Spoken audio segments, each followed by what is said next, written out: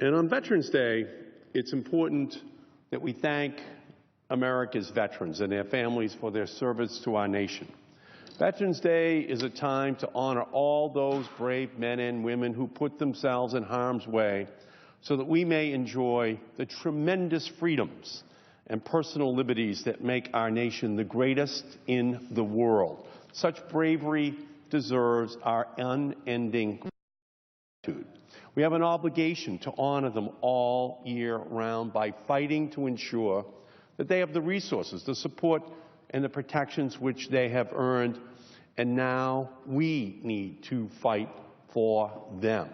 When we send our men and women in uniform abroad, we can be confident that they will do their utmost to complete their missions.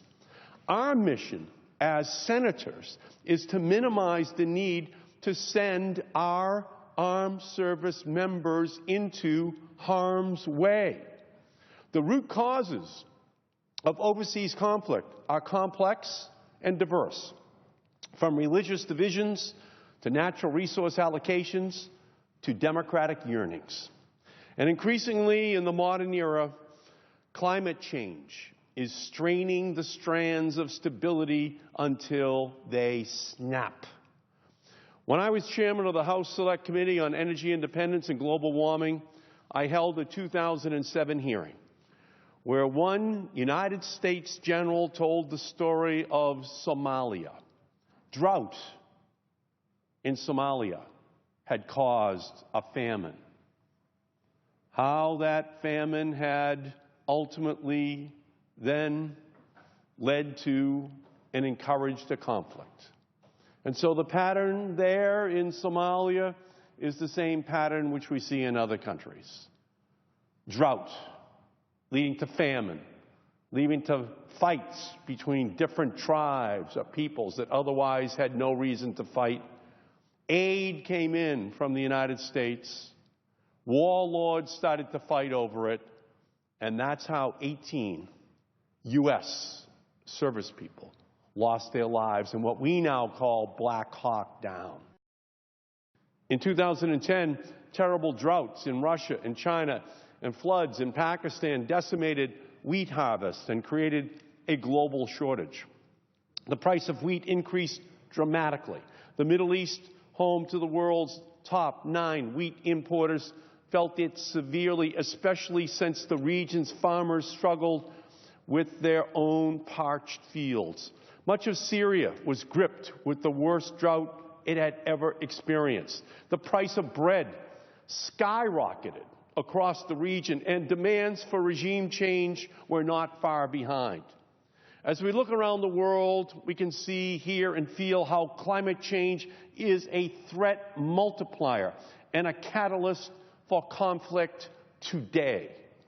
While we have to deal with the consequences of climate change that are already apparent, there is still time to prevent future catastrophes.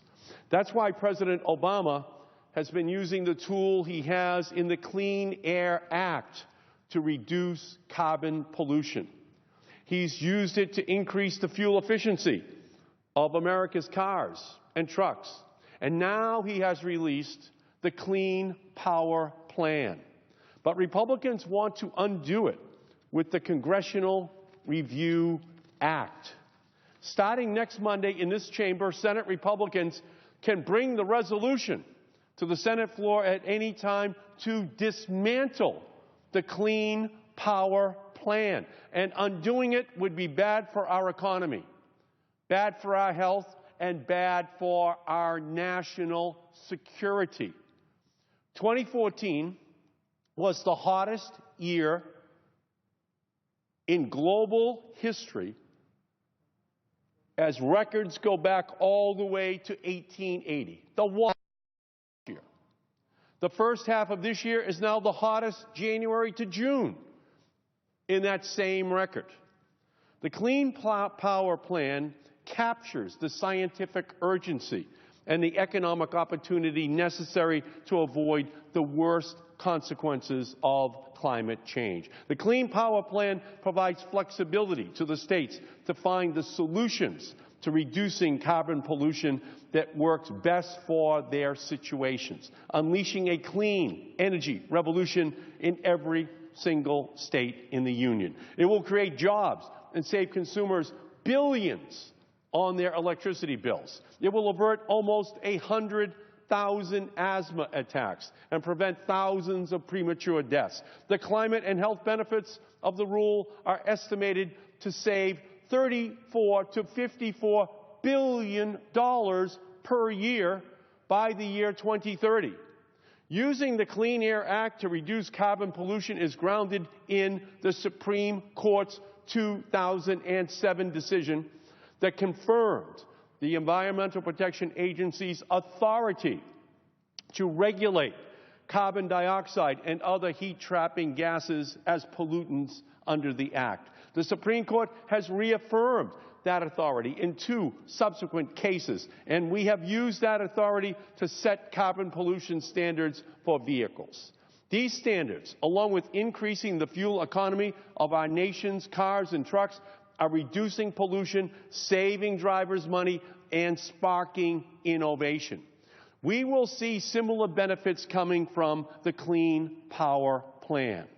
Now, some of my colleagues in the Senate say it can't be done.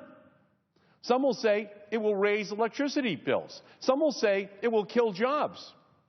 The problem is their claims are just not true.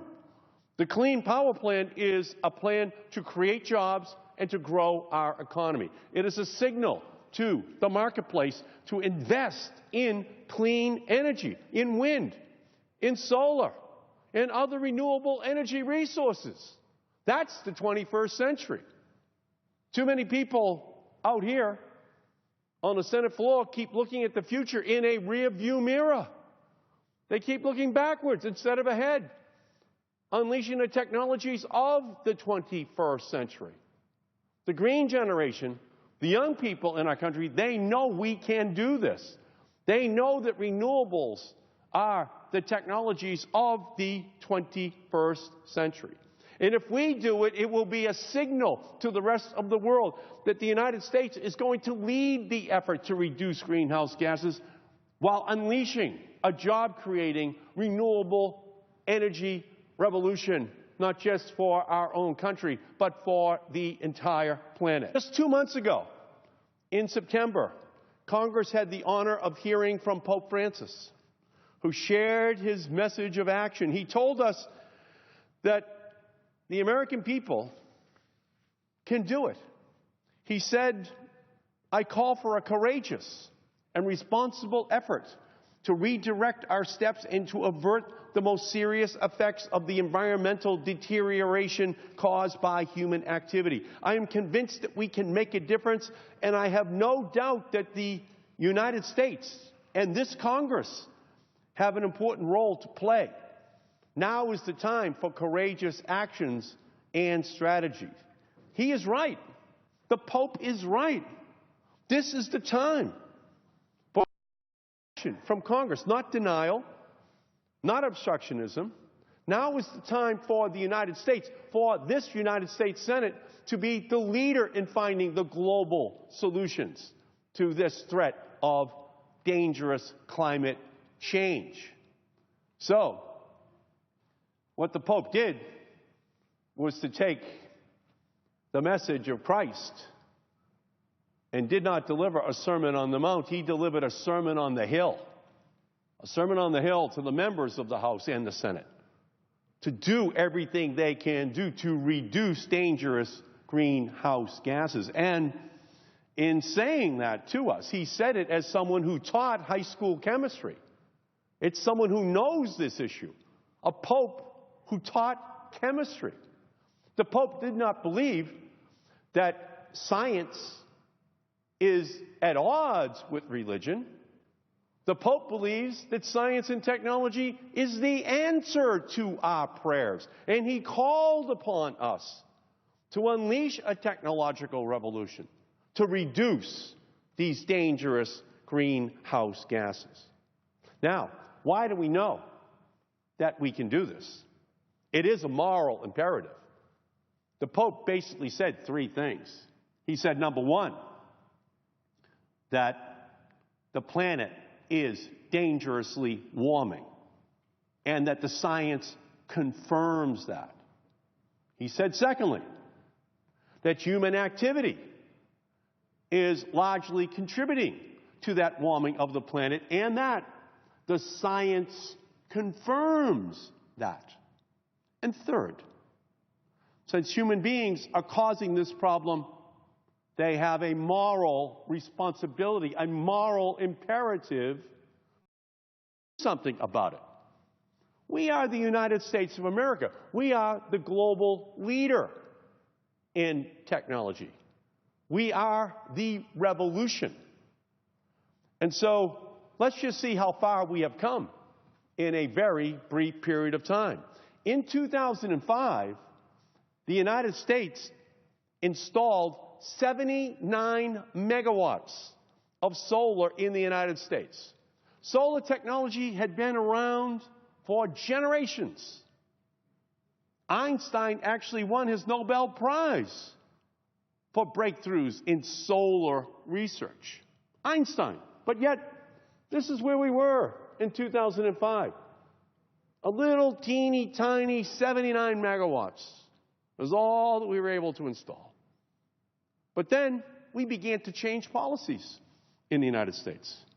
We began to have states across the country, 30 states, which said we're going to have more renewable electricity in our states. We put some tax breaks on the books. And look what's happened in that very brief period of time. By 2014, nearly 7,000 megawatts of solar installed in 1 year, up from 79, 100 times more solar, after not doing anything for generations. Policies were put on the books. All the deniers, all those doubters, all of a sudden, everything that they said about how solar wasn't practical, solar couldn't solve the problem, they were confronted with this reality. This year, it's going to be nearly 8,000 megawatts that are installed. Next year, 12,000 megawatts of solar. We're going to have 40,000 megawatts of solar at the end of next year in the United States. 40,000. We were doing 79 total in 2005. That's how rapidly it's changing. That's how many new jobs are being created in America. And the same thing is happening in wind. Wind is going to be producing 20,000 new megawatts in just 2015 and 2016. So here's the good news. You want to hear the big number? It's incredibly great. 300,000 jobs in the wind and solar sector by the end of next year. 300,000 people working. There will only be 65,000 coal miners. We'll have 300,000 people in America with these incredible jobs in wind and solar. That's a revolution that wasn't on the books just 10 years ago. All the experts said, can't happen, won't work, will never be successful. And so these revolutions are the things that we have to continue to be the leaders to ensure that we put on the books and keep on the books so that we are successful. And so there's a technological imperative that we lead. There's an economic imperative that we lead because these jobs get created. And there's a moral responsibility that the United States has because we were the leading polluter for 100 years on the planet. China has now caught up to us. But a lot of that CO2 is red, white, and blue. May I have one additional minute, Mr. President? Without objection. I thank you. I thank you. And so here's where we are. The President is going to use all of his legal authority to reach a deal in Paris, pursuant to the United Nations Framework Convention on Climate Change that was signed by President George Herbert Walker Bush and ratified by the Senate in 1992. So everything he's doing in Paris is completely pursuant to a treaty that was agreed to by this body. He is doing the Clean Power Plan to reduce greenhouse gases by 30% by the year 2030 in the electric utility sector, by the Clean Air Act of 1990, a law passed by the Senate.